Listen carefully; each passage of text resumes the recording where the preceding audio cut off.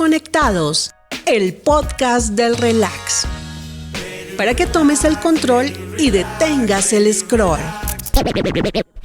Llegó la hora de abandonar los afanes y romper la rutina con Desconectados en un Compensar Estéreo. La radio en tus sentidos. Bueno, bienvenidos a este séptimo episodio de Desconectados, el podcast para pensar la realidad por fuera del sentido común establecido. Y en el día de hoy tenemos una invitada muy especial. Ella es de Ecuador, es periodista, ha sido reina de belleza, es maestra de ceremonia, presentadora, en fin, un sinnúmero de cualidades y de retos que ha afrontado a lo largo de su vida. Su nombre es Andrea Bernal y bueno, bienvenida, muchas gracias por aceptar la invitación a Desconectados. Juan Luis, pues un placer, gracias, primero los felicito, bonito lugar en el que estamos, muchas gracias y gracias por esta iniciativa y que este proyecto siga creciendo. Muchas gracias, gracias. Bueno, Andrea, ganadora del Premio Nacional de Periodismo Simón Bolívar. Hace poco también te reconocieron con el premio Gacetas de Colombia. Cuéntame qué significa para ti pues, estar dejando huella en la carrera que decidiste ejercer a lo largo de tu vida. Primero, tremendamente agradecida porque, como decía, yo soy colombo-ecuatoriana, yo soy colombiana. Ahí siempre les digo, tengo mi documento, tengo una cédula, no de extranjería, de identidad de ciudadanía. Mis papás son colombianos, entonces por ende la tengo. Y soy ecuatoriana de nacimiento y viví muchos años en Ecuador, viví 21 años más o menos y tengo otros buenos años en Colombia ya viviendo, así que agradecida con un país que me abrió las puertas, en el que pude trabajar, en el que ha sido un camino muy bonito de trabajo en RCN Televisión, en NTN 24, el canal internacional, estuve en la FM también, en radio.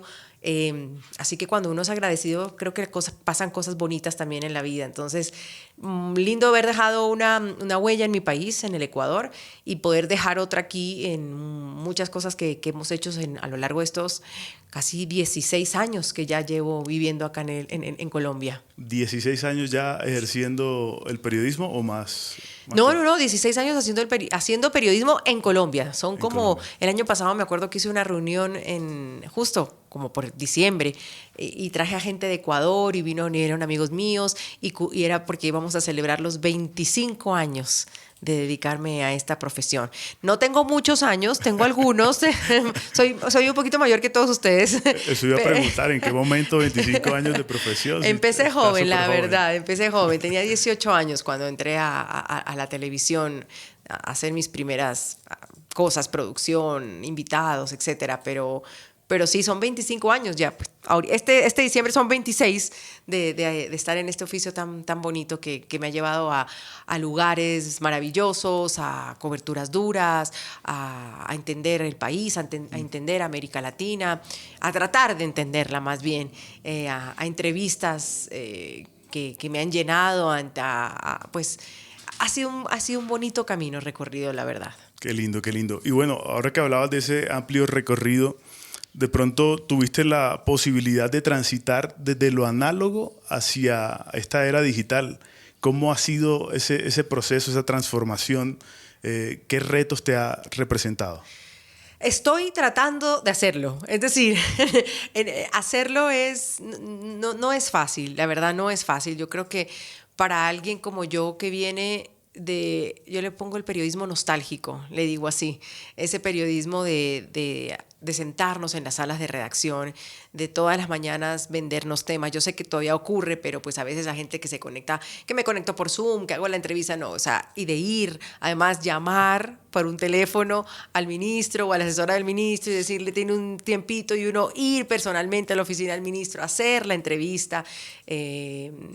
Sí, estoy hablando de algunos años atrás. Sí. Trabajar con el tema del cassette, salir corriendo con un cassette porque eras la noticia de abrir y no es que te mando por el Live View o que te mando por el WhatsApp. No, yo cuando tuve 18, 19 años empezaban los celulares. Es decir, yo hice una carrera donde había celular, pues, lógicamente, pero pues no teníamos esto de que te mando la foto por el WhatsApp, te mando un WeTransfer. Había que ir a los lugares, había que correr, había que sortear el tráfico, subir corriendo a una sala de edición. Empezamos a editar manualmente, ¿no? Con el in y el out, no sé si alguno de ustedes aquí lo vio alguna vez, y rueda eso, y entonces volvías y ponías el in y el out, y después empezaron el Avid, me acuerdo. O sea, yo he tenido un proceso interesante de cómo la tecnología ha pasado. Ahora, reestructurarse o reinventarse para el tema de las redes sociales, yo creo que no es imposible, no es sencillo. No es fácil. Definitivamente no es fácil. No es fácil. Yo trato, tengo mi Instagram, mi cuenta en X también. A veces tengo cosas en TikTok que subo. No soy muy fanática del TikTok. No hemos logrado aprender a querernos con el TikTok. No lo entiendo muy bien todavía. Pero bueno, cuelgo mis entrevistas, trato de hacer videos, me gustan, he aprendido el tema de hacer videos, los edito yo, en este nuevo que el CapCut, que no sé qué, y te toma tiempo. Es decir, esto también es como un trabajo adicional, que a veces entre el trabajo de uno, el ser mamá, el manejar, el ir al canal, el volver, llegar a casa, dices, ¿en qué momento hago esto? Y pues yo hago videos sencillos, donde pongo mi opinión, donde a veces pues, pero realmente creo que estoy en ese proceso de saber qué hacer en el tema digital y cómo hacerlo. No estoy echada a que no lo voy a hacer, tengo que hacerlo, debo hacerlo, yo creo, es nuestra nueva herramienta, pero me ha parecido complejo, me ha parecido difícil. Ha sido un reto entonces. Y bueno, eso en que, ahora que usted hablaba de, digamos, los cambios del tiempo análogo con el cassette, de hacer todo manual, ¿siente que es más difícil o más fácil el periodismo hacerlo hoy en día de lo que era antes? Tiene sus pros y sus contras, ¿no? Yo creo que eso de poder mandar videos, que uno está en otro lugar del mundo y coger un micrófono de los que conocemos para celular, meterle el audio, ponerle a un señor, coger el teléfono, darle el video y gracias, y después de hacer WhatsApp, mandarlo por WhatsApp, y tú me dices, wow, o sea, esto es maravilloso, y que a los 5 minutos te tengan al aire con lo que acabas de enviar, pues tiene un montón de ventajas, que es la inmediatez, ¿no? Sí. Ahora, creo que esto nos ha dejado un poco lo que te decía, ¿no? El no verse con sus fuentes, el no ir a hablar con el ministro, no estar en ruedas de prensa presentes, que te mandan aquí le mando lo que yo pienso, y ¡pac! Te mandan un video, además. Entonces a ese video no hay como repreguntarle, no hay como contrapreguntarle. Entonces yo creo que como todo en la vida tiene sus pros y sus contras, la inmediatez, la tecnología sin duda, pero luego pues el hecho también de esta época de las fake news, ¿no? La posverdad, sí.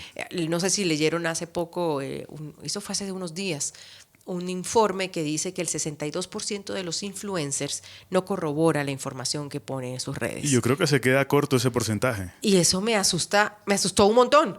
Porque, digo, mi hijo de 9 años me habla de un montón de cosas que vio en YouTube, ¿no? Sí. Y tiene una mamá periodista. Entonces yo le digo, ¿cómo que YouTube? ¿Cómo que el TikTok?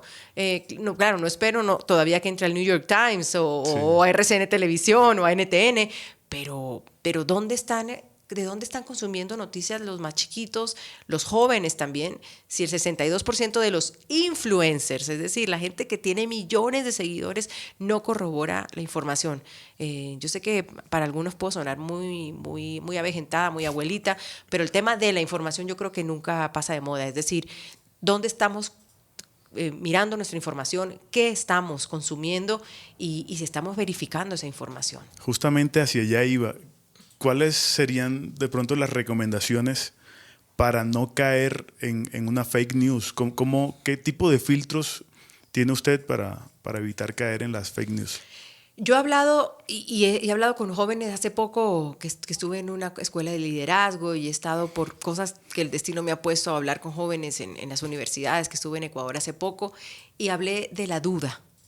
Y entonces, si los que me están oyendo y estamos acá, aprendamos a volver a dudar. Yo creo que antes dudábamos mucho más y dudábamos de todo, y eso está bien, porque la duda no es que somos tontos o que somos débiles. No, la duda es como, ¿será que esto sí es verdad? Incluso para las propias creencias de uno, ¿no? Sí. Entonces yo creo que el volver a dudar nos hará mejores ciudadanos, por ende mejor periodistas, y pues de verdad que creo que el filtro es ese, dudar. Si te llega una información, si hay una fuente que te manda algo, siempre contrarrestarla, siempre preguntarle a otro. Cuando uno hace una entrevista, por ejemplo, yo no voy y solo le digo a alguien, oye, ¿qué le preguntarías a fulanito? A alguien que es acorde a o que piensa igual que, sino más bien al que piensa distinto al que voy a entrevistar.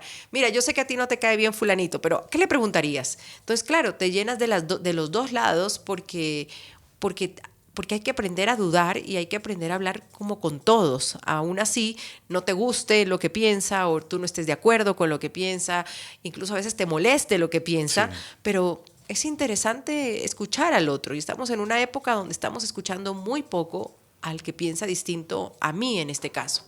Entonces uno de mis filtros es la duda y yo siempre digo que también hay como que respirar profundo cada vez que uno ve un video en X o el de YouTube o los TikToks. Es como, ¿y esto de cuándo es? ¿Y esto de qué es? Y vayan a los lugares que trabajan periodísticamente. Yo siempre a veces voy y abro, no sé, sí, El Tiempo, el Clarín de Argentina.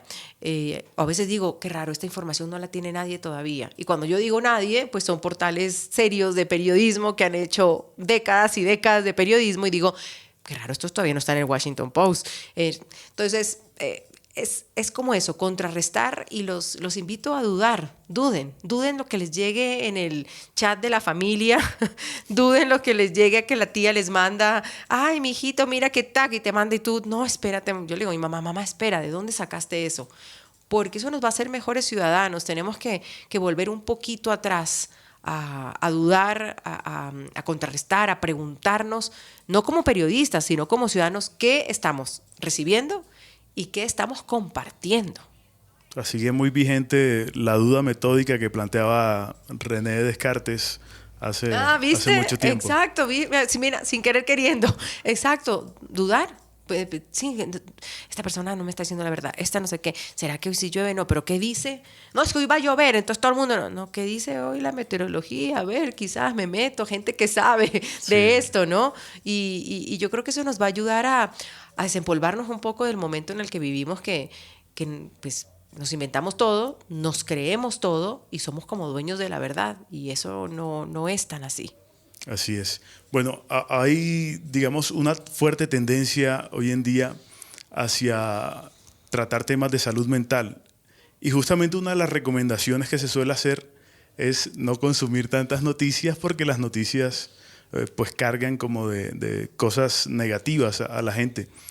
Tú que trabajas en noticias, en medios de comunicación, ¿cómo haces para no dejarte intoxicar de, digamos, toda esa información que a veces conmueve, y más tú siendo una persona que tiene sensibilidad, una sensibilidad muy, muy fuerte hacia lo artístico, hacia... Pues yo creo que, no sé, ¿sabes? Puede ser que el tiempo le hace uno la costra, ¿no? Yo tampoco voy a decir, no, es que yo soy súper mujer y entonces súper humano y voy, y no, realmente no.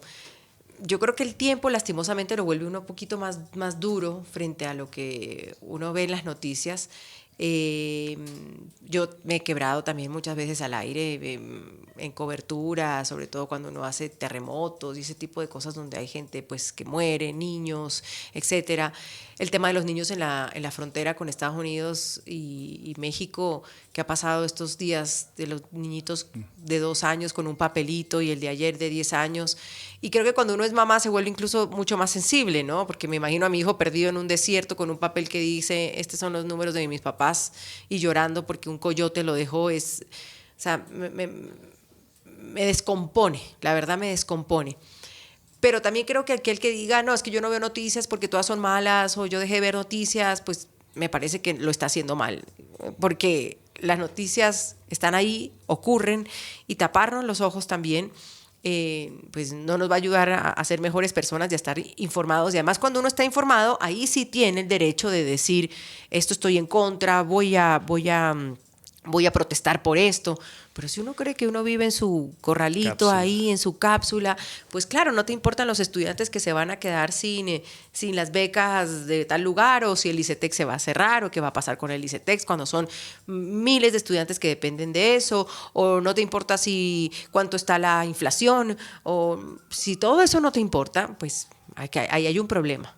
Ahí hay un problema. Entonces yo creo que uno empieza como a curtirse, pero pues también tiene el apoyo, ¿no? Desde su familia, y que también pasan cosas buenas. También pasan cosas buenas. Y yo creo que los medios nos hemos también virado o hecho que eco a esas historias que también son buenas. Sé que hay una culpa, sé que debemos hacerlo más y mejor, pero también a veces dicen, es que si solo son cosas buenas no nos consumen. Y eso ahí hay toda una polémica frente al rating y a lo que la gente quiere ver, ¿no? Entonces, no, es que si uno pasa cosas bonitas y lindas, nadie lo ve. Pero si uno está ahí en el morbo del asesinato, del no sé cuánto, ahí todo el mundo está prendido. Entonces, también es una cosa de audiencias, ¿no? Alguien no quiere ver, pero le encanta el morbo también. Es todo un estudio sociológico, pero yo sí los invito a estar, sobre todo, bien informados, no informados, bien informados. Bueno, estar bien informados es consumir la información con objetividad, ¿cierto? Yo no sé si nosotros los periodistas somos objetivos, no sé, cuando uno le vendieron eso en la universidad, te das cuenta que es mentira. O sea, la objetividad no existe. Yo no puedo ser objetiva ante la masacre de un pueblo. Yo no puedo ser objetiva ante eso, ante el dolor de unos niños dejados en la frontera. O yo no puedo ser objetiva ante que cada semana asesine un papá, un padrastro a un niño de 2, 5 años porque pues, le pareció, o porque tenía un problema mental, o porque se quería vengar de su exmujer. O sea, ante eso uno no es objetivo y uno sí creo que tiene que alzar la voz. Yo creo que se trata es más bien de ser balanceado, entender por qué está pasando. Ahí sí, como tú dices, si hay estas noticias, bueno, hablemos con un psicólogo, ¿qué está pasando? Hablemos con la justicia, ¿por qué la justicia no le está haciendo eco a nuestros menores? ¿Qué está pasando con las leyes para los niños? Y eso es balancear, porque ser objetivo es como, esa es la noticia, listo, siguiente. Y no, aquí también somos seres humanos, ¿no? Yo me enfurezco. Yo a veces digo, no sé cómo no estamos más enfurecidos, más bravos con lo que pasa a veces en el mundo. Y pues seguimos, ¿no? Así es. Lo que pasa en el mundo, pues hay toda una movida frenética. Yo quería consultarte desde tu perspectiva periodística y pues también habiendo tenido la experiencia de vivir en un país del primer mundo como es Estados Unidos, ¿qué elementos consideras que le hacen falta a los países sudamericanos o a los bolivarianos, que son los que tenemos más cercanos, para salir un poco de ese retraso, de ese subdesarrollo, si cabe la palabra? Ay, como tanto, ¿sabes? Pero primero pienso ahora que nos vemos como liderazgo. Hay una columna de opinión que escribió mi esposo que se llama Se buscan presidentes, abundan candidatos y faltan líderes. Interesante título. Ajá. Entonces, estamos ante eso, ¿no? ¿Qué líderes tenemos? ¿Qué tipo de líderes estamos escogiendo, además, como ciudadanos? Ojo, ahí entonces ya tampoco puedo decir que es que el primer mundo es el primer mundo, porque también está pasando una oleada, pues con respeto del que le guste, pero escogieron a Trump. Y para muchos Trump pues es un populista, ¿no? Entonces, ¿a quiénes estamos escogiendo? Volvemos a lo mismo, ¿sabes? ¿Cómo nos estamos informando? Y yo creo que también los temas económicos, el tema de la repartición de la riqueza. Ayer salía un informe en la República de Honduras y Colombia y Argentina como los 3 países con más pobreza en América Latina. Y lastimosamente tenemos una medalla que no queremos tener, Colombia, que es el de la desigualdad en el mundo, el 3er país más desigual en el mundo y el 2º en América Latina. Y tú dices, ¿y qué estamos haciendo? ¿Y dónde están nuestras políticas públicas? Entonces, por eso yo te hablaba de la indignación. Sí. Y no es la indignación de ir y coger un Transmilenio a piedra, no es esa indignación, pero también es la indignación de a quiénes estamos escogiendo, a quiénes estamos escuchando. Conocemos a estos líderes, precandidatos presidenciales que todos quieren ser, pero ¿cómo nos estamos informando frente a eso? Y bueno, los intereses políticos también de muchos, pero eso, yo creo que también falta un poquito de indignación de todos nosotros, que nos duelan más las cosas. Totalmente. Bueno, y hablando, pues, o quedándonos en el tema de la política internacional, tuviste una experiencia trabajando para una embajada, para la Embajada de Colombia en Estados Unidos. ¿De qué manera esa experiencia cambió tu visión sobre el periodismo? Pues que sufrimos mucho los periodistas. Eso no cambió. Eso se reafirmó. Me reafirmé en eso, ¿no? En que los pobres periodistas corremos de un lado, corremos del otro, que nos piden la entrevista con el embajador y uno va donde el embajador y le dice, embajador, no sé qué, y el embajador dice, no, mejor todavía no hablemos, pero entonces uno trata de convencerlo y al final a veces lo convence y al final a veces no. Y al final uno mismo también a veces, de este lado, como asesora de comunicación, también le dice al embajador o al con quien esté, le dice, es mejor no hablar ahorita. Entonces, claro, la frustración del otro lado, y que también somos muy intensos, lo cual pues esa es una virtud, no sé, de los periodistas. Y también aprendí otra que sí me dejó como pensando, es el hecho de que interpretamos, de que titulamos por donde a veces nos conviene para el clic y no sé qué. Entonces yo decía, ¿y este titular de dónde sacaron?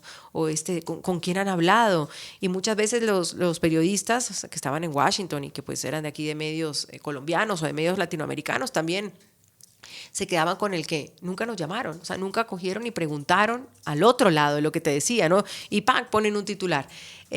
Pocas veces realmente pasó, en general eran bastante responsables, pero también me quedé con eso de ¿qué pasó con la verificación? ¿Qué pasó con oigan, a mí nadie me llamó, nadie me preguntó qué iba a decir el embajador? Entonces, digamos que me quedé con eso, pero también me quedé con el que extrañaba mucho el periodismo y por eso pues fue un lindo año, pero fue eso. Un año. Un año que no se va a repetir. Uno nunca sabe, ¿sabes? Yo sí no soy de las personas que se clava el puñal y dice, esto nunca voy a hacer. Porque uno nunca sabe cuándo le toca hacerlo. Así es, la vida da muchas vueltas. Muchas. Bueno, vamos a hacer una pequeña pausa y enseguida retomamos con un jueguito de un ping pong para conocer cuáles son, digamos, tus preferencias. Perfecto, vamos. Vale. Bueno, seguimos con este 7º episodio de Desconectados en el día de hoy con Andrea Bernal, quien muy amablemente ha aceptado esta invitación. Y ahora la vamos a poner un poquito en aprietos, a jugar aquí un jueguito del ping pong. Entonces, la primera fase de este ping pong es, empezamos con la pregunta, ¿un periodista que admires mucho? Yo siempre quise ser como Christiana Manpour.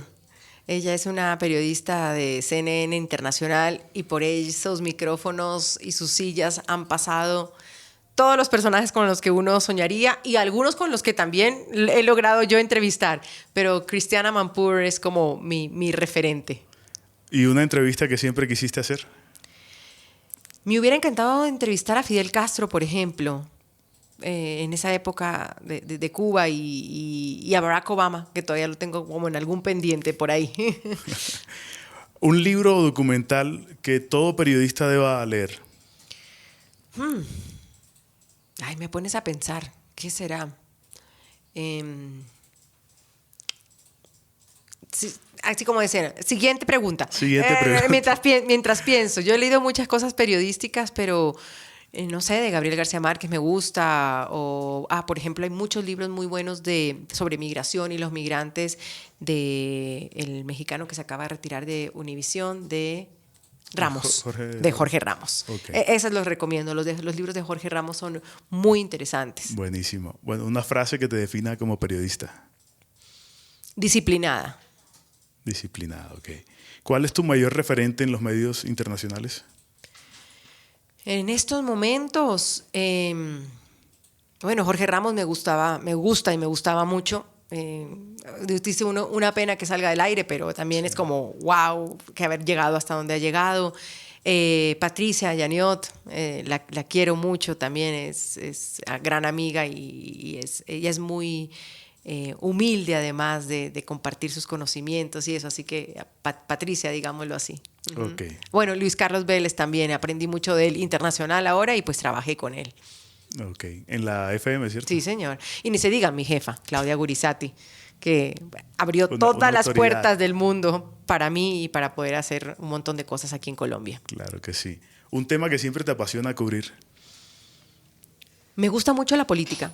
A mí me gusta mucho la política, me encanta cubrir elecciones. Antes le tenía más fe a las cumbres presidenciales, me gustaba porque había mucho presidente y uno podía tener como diversidad ahí de locuciones, pero ahora la última que fue no fue ni un solo presidente de América Latina, la iberoamericana, y me quedé como, ¿será que esta es mi última cumbre? Pero me gusta mucho el tema político. Ok. Define Ecuador en una palabra. Nostalgia. Nostalgia. Nostalgia. ¿Quisieras volver a Ecuador? Me encantaría, yo hablo con mi hijo, a veces con mi esposo le digo retirarme allá. Yo pienso como un retiro, no sé, una casa en la playa, una casa en los valles. Bueno, yo nací en la costa, entonces soy costeña, pero viví también mucho tiempo en las montañas, en Quito. Pero sí, como retirarme allá, como volver allá a la tranquilidad que hoy no está tan tranquila, lastimosamente. Sí. Y por ejemplo, ¿qué es lo que más extrañas de Guayaquil? La comida. En Ecuador se come riquísimo. Yo sé que la gente me mira como... Yo le digo, ¿por qué no han ido? Porque no han ido al Ecuador. Así que el que esté oyendo, mire, están... si uno va a Bogotá, llega a Pasto por carro, si quiere en avión. Y de Pasto a Quito está 5 o 4 horas. Y ya está en el Ecuador. Y el Ecuador se lo hace uno en carro. Entonces, tienen que ir al Ecuador. Quito es magnífico. Dicen que tiene el centro histórico más lindo de América Latina. Así que ahí les quedan tocados. Hay que agendar. Y las playas, todo el mundo dice, el Pacífico. No, vayan a la playa. Vayan a las costas de Ecuador. Yo sé que es un momento en que uno dice, bueno, pero ir al Ecuador ahora, bueno, pero vendrán mejores momentos, pero sí, quizás la comida de mar. Tú eres costeño, ¿no? Sí. Entonces, Santa Marta. bueno, pero más arribita entonces, no Pacífico. Y yo extraño mucho, mucho la buena comida. Yo voy allá y solo como comida típica. ¿Mariscos? Todos los que quieras. Uf. Todos. Y no así como grandotes el pescado. Todo es exuberante, digo yo. Hay talla familiar. Sí, exacto. Ok, bueno, entonces continuamos con el ping-pong. Dale. Ahora sí te voy a incomodar un poquito de verdad. Vamos a ver. Que nadie se vaya a resentir. Entre Claudia Palacios y Ruth del Salto. ¿Cómo que a quién escojo? Sí. O sea, sin pensarlo a Ruth, sin pensarlo, pero porque es mi amiga de 200 años, la molesto yo. O sea, nosotras, si no fuimos a la universidad juntas, nos vimos en la universidad. Ya era un añito mayor a mí, me la molesto. Pero estuvimos en las mismas aulas. Entonces, tenemos ese recorrido. Pasamos por Ecuavisa, estuvimos en Ecuador. Cuando hubo esta oportunidad, yo le dije, Ruth, aplica en ETN, dame tu hoja de vida, dame tu reel. Se lo mostré a Claudia. Entonces, tenemos una vida juntas. Entonces, ante eso, pues, el corazón siempre te manda a escoger a alguien que de tu cariño, ¿no? Pero pues Claudia la he visto pocas veces, saludado, muy gentil, pero bueno, también la admiro muchísimo haber llegado a CNN en español, es como wow. Sí. Ok, bueno, entre Ruth del Salto y Jessica de la Peña. Pues a Ruth, sigo escogiendo a la Ruth. Sí, pero es que si me pones a Ruth, ahí no hay forma yo soy muy de corazón y muy de lealtades, ¿sabes? Okay. Y mi lealtad está con mis amigos, con los que han estado ahí siempre. Algo escaso hoy en día, la lealtad. Además. Sí. Y la amistad también. También. Entre Ruth del Salto y Jessica de la Peña. Que sigo con Ruth. Ruth del Salto y Diana Mina. Pues a Diana la conocí en un momento corto, ¿no? Nos llevamos muy bien, tuvimos muy buena química y ya después se fue el canal y no volví a saber de ella, pero me encantaba su chispa. Me encantaba. Y a Ruth, pues he ido hasta Qatar, donde está ella, a visitarla, así que sigo escogiendo a Ruth. Entre Ruth del Salto y Vicky Dávila. Dos cosas distintas, ¿no? También a Vicky la conocí en RCN Televisión, yo no trabajaba en RCN, trabajaba solo en NTN y entraba ahí al maquillaje y todo el mundo, pues, como se ponía nervioso, era, como tú dices, la autoridad, ¿no? Sí. Se iba ahí, se sentaba en esa silla, hacía la cosa política y hace poco, antes de que decidiera ser candidata presidencial, hablé con ella, así que todo mi cariño y yo le deseo lo mejor a Vicky. pero te Ruth. quedas con Ruth. Ruth del No, Salto. te toca poner como tu mamá o Ruth, o no, mis amigas del colegio y Ruth. Es que de verdad que con Ruth tenemos vida. Algo que le haga más peso. Pero bueno, seguimos. Aquí con Catalina Gómez o Ruth. Ah, esa es bonita. Bueno, con Cata hemos sido ingratos, la verdad, y hemos tratado de retomar esa amistad bonita que teníamos, porque Cata, yo le digo que ella nació en NTN 24.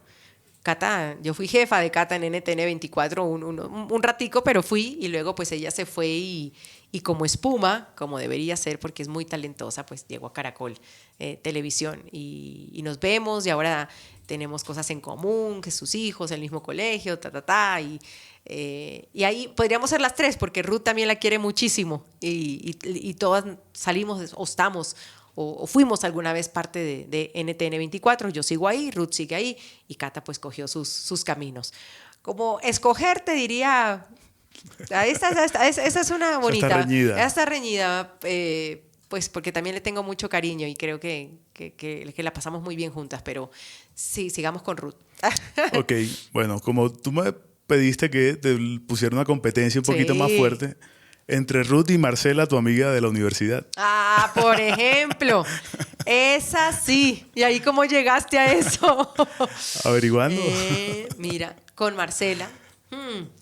Con Marcela estuve el año con ella en Londres. Estuve hace pocos días porque estamos en un proyecto de hacer un podcast. Ajá, con Marce. Buenísimo. Marce es una periodista, así como yo le digo, desde otro planeta, es mucho más económica, le encanta y trabaja ahorita en Europa. Entonces tiene Europa, América, te explica todo.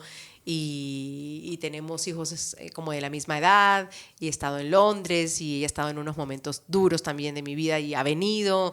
Y ayer le decía a ella es una amiga del silencio. Es de esas amigas que hay un silencio largo, y cuando te ves es como que no pasó nada, nadie está resentido, todos nos queremos. Así el que cariño intacto. El cariño intacto. Así que quizás por las millas recorridas, que se parecen mucho a las de Ruth, porque las conocí en la universidad las dos además. Bueno, para cambiarte, me quedo con Marcela esta vez. Ok. Marcela ganadora. Ruth fue larga. Bueno, dos ecuatorianas. Es que cuando uno crece con la gente y después los años pasan, eso tiene mucho valor, porque te das cuenta que el cariño es no por lo que hiciste o por quién eres o por a dónde llegaste. Éramos 3 chicas de 18, 19 años sin saber que nos iba a deparar la vida, solo en unas aulas de clases de universidad. Así que eso lo valoro mucho. Ok, ya se nos va acabando el tiempo. Creo que quedan siempre preguntas en el tintero. Pero antes de cerrar, sí me gustaría hacer una reflexión en torno a, digamos, el concepto del error para quien es periodista, quien está expuesto a multitudes. Es diferente cuando se equivoca, por ejemplo, un contador por allá en una oficina encerrado que nadie lo nota, a cuando se equivoca un periodista que está tan expuesto. ¿Qué enseñanzas te han dejado a ti los errores que has tenido en vivo? A investigar mejor, a no lanzarse uno al agua por la inmediatez, ¿no? Antes era como quién salía primero con el último minuto, y con el tiempo también los jefes te fueron diciendo no es el que sale primero, es el que sale mejor.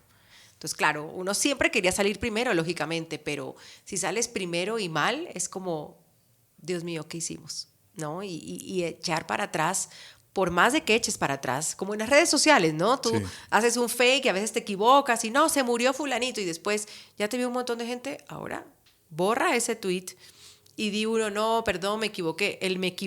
El perdón, lo ve muy poca gente. O sea, total. Una mentira dicha es como que ahí quedó y ya nadie se acuerda de si tú pediste disculpas, si te equivocaste, si te sacaron del aire. No. Se quedó en la mente de la gente lo que escucharon y que estuvo mal. Entonces yo pensaría que es la verificación. Sabes que en la verificación uno se salva un montón y en la duda. Yo a veces esas cifras, yo le digo a la jefe de misión, oye, son 60, no eran 120. No, entonces busquemos. Bueno, sí eran, o no, está bien, o me quedo tranquila. Entonces esa es, antes de lanzar. O a veces yo le digo, yo no estoy segura de ese IN, espérame un ratico. Entonces, como en la verificación, verificar y dudar. Ok, y para las nuevas generaciones que, por ejemplo, estudian periodismo aquí en la Fundación Universitaria de Compensar, ¿qué mensaje le darías cuando se enfrenten a una situación en la que queden expuestos a través de un error? ¿Cómo no dejarse, digamos, amilanar de la situación? ¿Cómo no dejarse ganar de la situación? ¿Qué hay que hacer para reponerse y seguir adelante? Pues yo creo que hay que ser humilde sobre todo, porque pedir disculpas no te hace menos. O sea, hay que aprender a pedir disculpas. Antes era maravilloso también, y creo que sigue siendo, pero no tanto, tú tenías que pedir disculpas al aire además, ¿no? Y no como de, perdónenme, no sé qué, sino rectificamos tal información. O sea, había que hacerlo, porque si tú te equivocaste, había que hacerlo. Por eso es que nadie quería equivocarse, porque tampoco ningún medio quería salir con su presentador de las 7 de la noche a decir, nos equivocamos, ¿no? Sí. Sobre todo con una responsabilidad como esa la que tienes. Yo diría eso, o sea, aprender de la humildad, a aprender a pedir disculpas, pero sobre todo, insisto, es que todo está en verificar. En verificar, si alguien te dice, no, es que Andrea es ecuatoriana, seguro, pero no, ella lleva un montón, no, déjame mirar, porque si no te quedas con el que no era, y me dices, hola, tú que naciste en Colombia, y yo, no, hola, mira, nací en Ecuador. Entonces, como que es un pasito más, aunque cueste un poquito más, el verificar, el leer un poquito, el googlear, el Google también está. Yo sé que todas no son las buenas fuentes, pero ahí está. Entonces por ahí, pero aquí dice esto, pero aquí dice lo otro. ¿Cómo es que dicen? Vístanme despacio, que quiero, que voy llegando. Ahí dicen, hagámoslo tranquilo, vísteme despacio, que tengo prisa. Vísteme despacio, que tengo prisa. Entonces, pero todo con tranquilidad y llegas a un buen lugar. Bueno, Andrea, muchísimas gracias de verdad por aceptar la invitación a Desconectados. Estas puertas quedan abiertas para ti cada vez que necesites hablar de algo y bueno, gracias en verdad por aceptar la invitación. No, me encanta, los felicito y bueno, les voy a montar la competencia entonces, pronto, en ese podcast que queremos lanzar. Pero bueno, a seguir reinventándose y los felicito a ustedes que ya estén pasos adelante. Gracias por esta invitación. Vale, muchas gracias. A ustedes muchas gracias por conectarse con Desconectados. Nos vemos en una próxima emisión por UCompensar Estéreo, la radio en tus sentidos.